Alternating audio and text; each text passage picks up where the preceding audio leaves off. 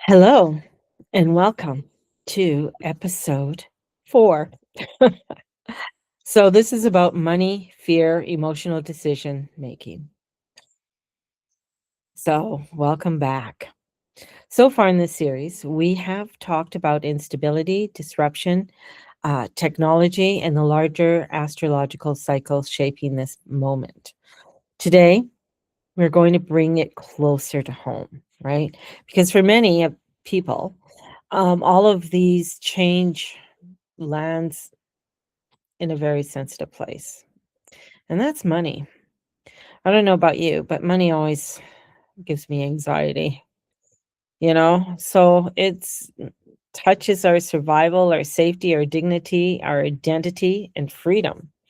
So when uncertainty enters the financial picture, fear doesn't whisper, it shouts. And if we don't understand how fear operates, it can quietly take control of our decisions. One of the most important things to understand right now is this: fear and intuition do not feel the same in the body. Fear is urgent, it's loud, demands, and it wants immediate attention. Fear says, do something, anything, right now. Intuition is quieter. It doesn't rush, it doesn't bully. It often shows up as a pause, a hesitation, or feeling not yet. In times of disruption, so many people mistake fear for intuition. And that's when decisions get made that don't actually support long term well being. It's like rushing out and you're feeling like, oh, I have to get this, I have to get that, I have to get this.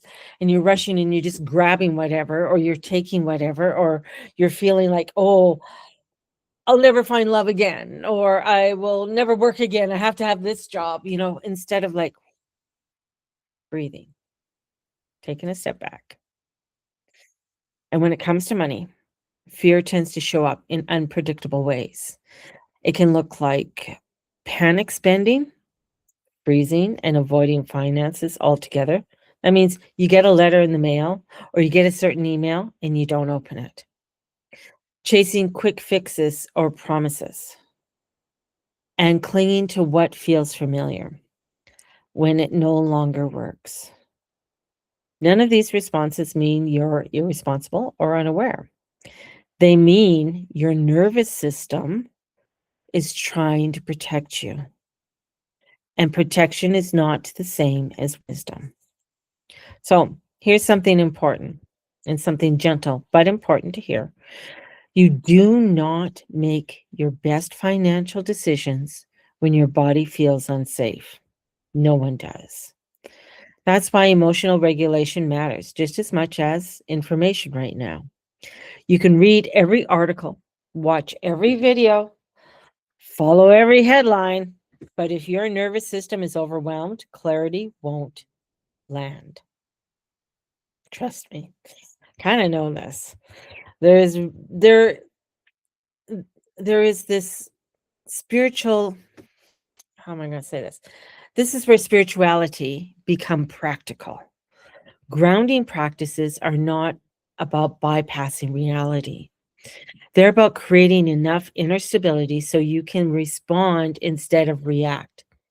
This might look like slowing down financial decisions, taking breaks from constant news consumption, noticing, noticing when anxiety spikes, choosing not to act in that moment, and asking better questions instead of rushing towards answers.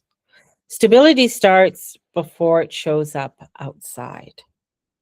There's layers to this that's important to name. So, for many people, money carrying emotional history, scarcity, insecurity, past loss, responsibility for others. When the world feels uncertain, old memories and old fears resurface, and that's what comes up.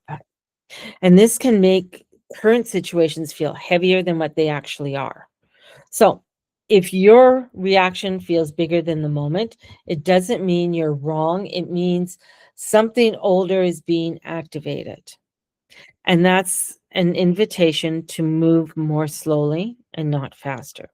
One of the most helpful shifts you can make right now is, instead of asking, what's the right financial move? Try asking, what would help me feel more grounded before I decide it? Flipping the thought around, flipping the energy around. And I know that that little statement has really helped me tremendously. So, gathering information without acting yet, taking things through with someone calm and trusted, simplifying instead of optimizing, choosing steadiness over maximum gain. Wisdom often looks boring in moments of chaos, but boring is stable and stable is powerful. Let's say this clearly, because many people need to hear this. You do not need to outsmart the system to be okay. You need to stay regulated enough to make thoughtful choices. It's not a race and it's not a test, right? It's a period of adjustment. And and when we have those periods of adjustment, sometimes, you just like all of a sudden you're adjusting, you're like, ooh, that I really needed to move that piece, or I really had to stretch that piece out or that part of the body out. So let's close with a grounding reflection. And you can repeat this quietly if you'd like. I give myself permission to slow down. I do not make decisions from fear. I trust that clarity comes when I am calm. Let's say it again. I give myself permission to slow down. I do not make decisions from fear. I trust the clarity comes when I am calm. Take a deep breath in and out. Yes. In our next episode, we'll talk about what still holds value in a time of disruption, not just financially, but spiritually and humanly. Until then, be kind to your nervous system. It's been carrying a lot and it's doing its best. Blessings, everybody. We'll see you tomorrow. Bye bye.